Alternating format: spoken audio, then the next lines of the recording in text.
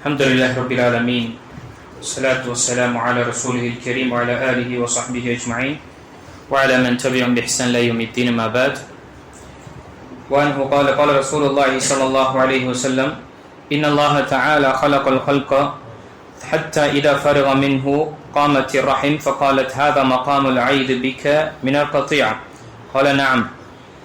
أما ترضين أن أصل من وصلك وأقطع من قطعك؟ قالت بلى. قال فذلك لك. ثم قال رسول الله صلى الله عليه وسلم اقرأوا إن شئتم فهل عسيتم إن توليتم تفسدوا في الأرض وتقطعوا أرحامكم أولئك الذين لعنهم الله فأصمهم وأعمى أبصارهم. இன்னைக்குரிய அல்லாஹ் நடிகார்கள் தொடர்ச்சியாக பெற்றோர்களை கண்ணியப்படுத்தல் மற்றும் உறவை பேணி வாழுதல் என்ற தலைப்பின் கீழ் ஹதீஸ்கள் பார்த்து கொண்டு வருகிறேன். இன்று பார்க்கக்கூடிய ஹதீஸ் புகாரி மற்றும் முஸ்லிம் வரக்கூடிய ஹதீஸ். அல்லாஹ்வுடைய தூதர் ஸல்லல்லாஹு அலைஹி வஸல்லம் கூறினார்கள்,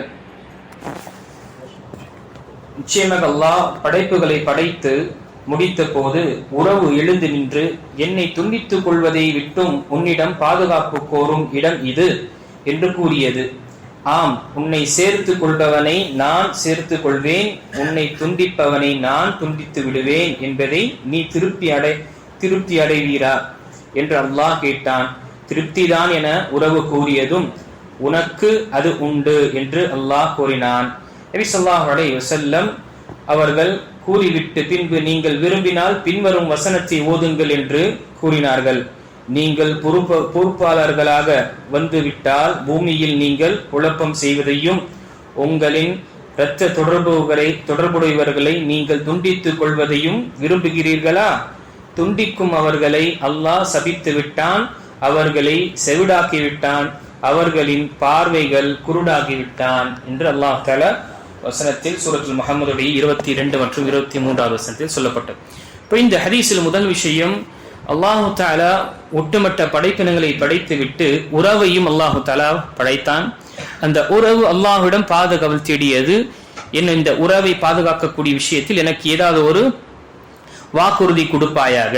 அல்லாஹு தஆலா அந்த உறவிடம் கூறும் பொழுது, உன்னை யார் சேர்த்துக் கொள்கின்றானோ நான் அவனை சேர்த்துக் கொள்கின்றேன், உன்னை யார் துண்டித்து வாழ்கின்றானோ அவனுடைய தொடரும் நான் வைப்பதில்லை, நானும் துண்டித்து விடுகின்றேன் என்று அல்லாஹு தஆலா கூறி, இதை கொண்டு நீ பொருந்திக் கொள்வாயா என்று உறவை கேட்கும் பொழுது உறவு ஆம் என்று கூறி, அதற்கு பிறகு நபி ஸல்லல்லாஹு அலைஹி வஸல்லம் இந்த வசனத்தை கூறினார்கள்.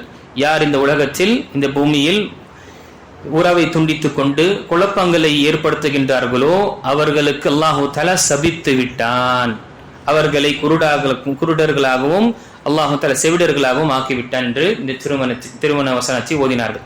இப்போ இங்கு ஹதீஸிலும் நம்ம அறியக்கூடிய விஷயம், உறவுகளுடைய பேணுதல் எவ்வளவு முக்கியத்துவமானது. மாற்று கலாச்சாரங்களோ அல்லது வெஸ்டர்ன் கல்ச்சருடைய விஷயங்கள் பார்க்கும் பொழுது அங்கு எந்த ஒரு உறவும் கிடையாது. தாய் தந்தையுடைய உறவோ சகோதர சகோதரி உறவோ எந்த ஒரு ஏன் கணவன் மனைவியுடைய உறவு கூட கிடையாத நிலையை நம்ம அங்கு பார்ப்பது கிடையாது.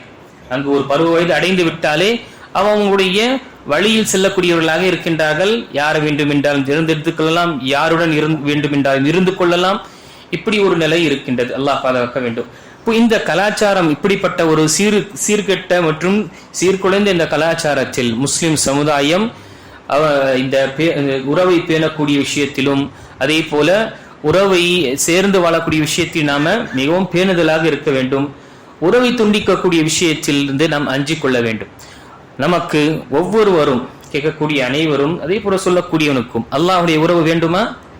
உறவை, உன்னுடைய இரத்த உறவையும் உன்னுடைய உறவினர்களுடைய உறவை நீ பேணிக் கொள்வாயாக.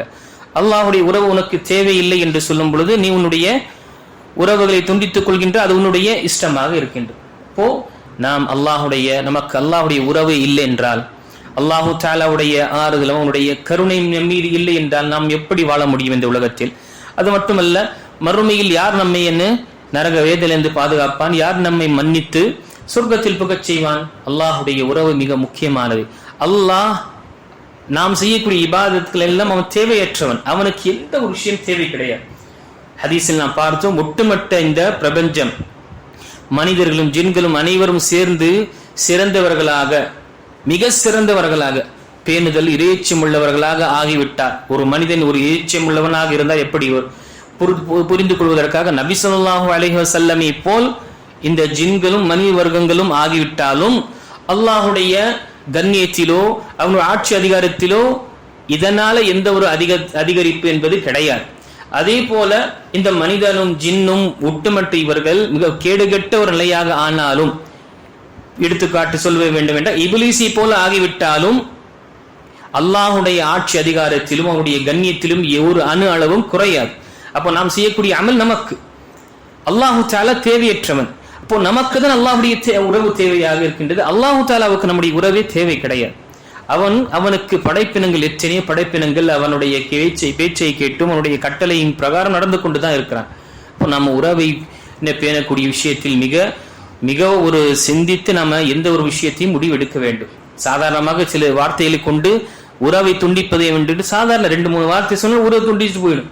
ஆனால் உறவை பேணுவது என்பது மிகப்பெரிய விஷயம். எப்பொழுதெல்லாம் கண்ணியத்துக்குரியவர்களே, இது ஒரு நினைவூட்டலாக நம்ம நினைவு கொள்ள வேண்டும். எப்பொழுதெல்லாம் நம்முடைய குடும்பத்தில் குடும்பவியல் சம்பந்தப்பட்ட கணவன் மனைவியோ குழந்தையோ நம்முடைய பெற்றோர்களோ நம்முடைய உறவினர்கள் உற்றார்களுடைய விஷயத்தில் ஏதாவது ஒரு காரசாரமான சில விவாதங்கள் வரும் பொழுது அந்த விஷயத்தில் உறவை துண்டிக்கக்கூடிய நிலை அங்கு செல்லும் பொழுது அல்லாஹுடைய உறவை நாம் நினைவு கொண்டு நாம் எவ்வளவு முடியுமோ சபராக பேணுந்து பொறுமையோடு இருந்து நாம செய்ய வேண்டும்.